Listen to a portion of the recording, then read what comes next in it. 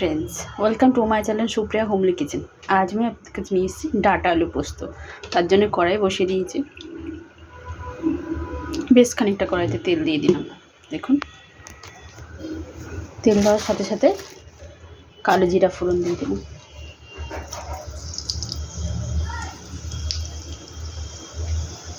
কালো জিরাটা হোক ফিরছে, তো এবার আমি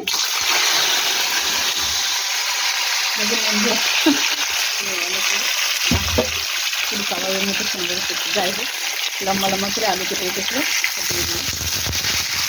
কেটে করে ভাজবো, ডাটাটা ভালো করে ধুয়ে নিয়ে কেটে রেখেছি।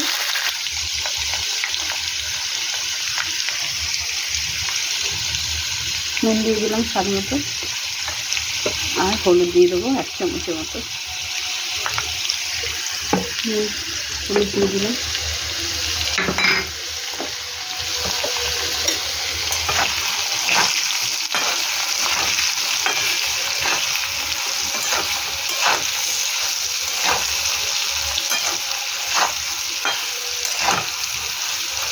এটাকে ভাজবো ভালো করে।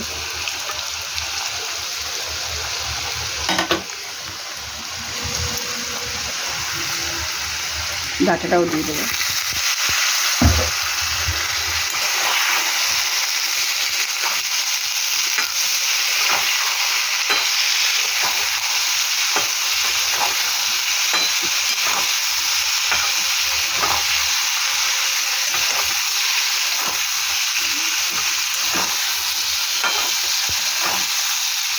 এটাকে ঢাকা দেবো, গ্যাসের একটা স্টিম করে ঢাকা দিচ্ছি, পরে ফিরছি। তো দেখুন বন্ধুরা ঢাকনাটা খুলে নিয়েছি। এবার আমি পোস্তটা দিয়ে দেবো।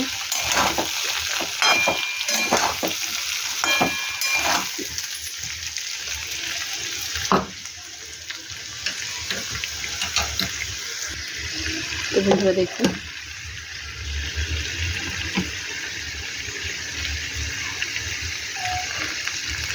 দু চামচের মতো পোস্ত দিয়ে দিলাম, আর এই পোস্ত বাটি ধোয়ার জলটা দিয়ে দিলাম।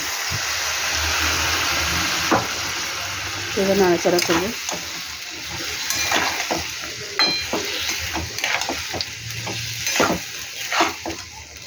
নাড়াচাড়া করে ফিরছি। তো দেখুন বন্ধুরা ভালো করে নাড়াচাড়া করে নিয়েছি, করে নিয়ে গ্যাসটা ধিমে আঁচেই দিয়েছি। এবার আমি আবার একটু ঢাকা দেবো, পরে ফিরছি। বন্ধুরা দেখুন এবার এটা আমি নাড়াচাড়া করে নিলাম, খুলে নিয়েছিলাম তখন। এবার এতে স্বাদ মতো চিনি দেবো। পোস্তই না তো চিনি দিলে হয় না।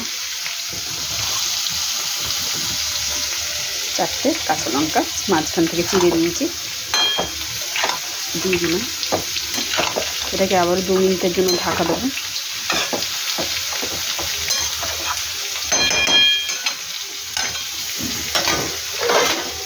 পরে দিচ্ছি। তো দেখুন বন্ধুরা ঢাকনাটা আমি খুলে নিলাম।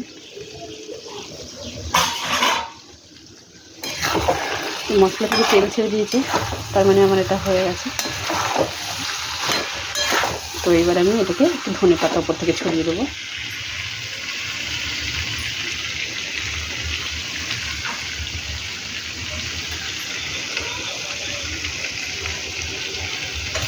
তো দেখুন বন্ধুরা আমার রান্নাটা কমপ্লিট হয়ে গেছে। তো আপনারা ট্রাই করবেন, ট্রাই করে কমেন্ট সেকশনে কমেন্ট করে জানাবেন আমার রেসিপিটা কিন্তু কেমন লেগেছে। ভালো লাগলে লাইক কমেন্ট শেয়ার করবেন, আর আমার চ্যানেলটা সাবস্ক্রাইব করবেন। ভালো থাকবেন, সুস্থ থাকবেন।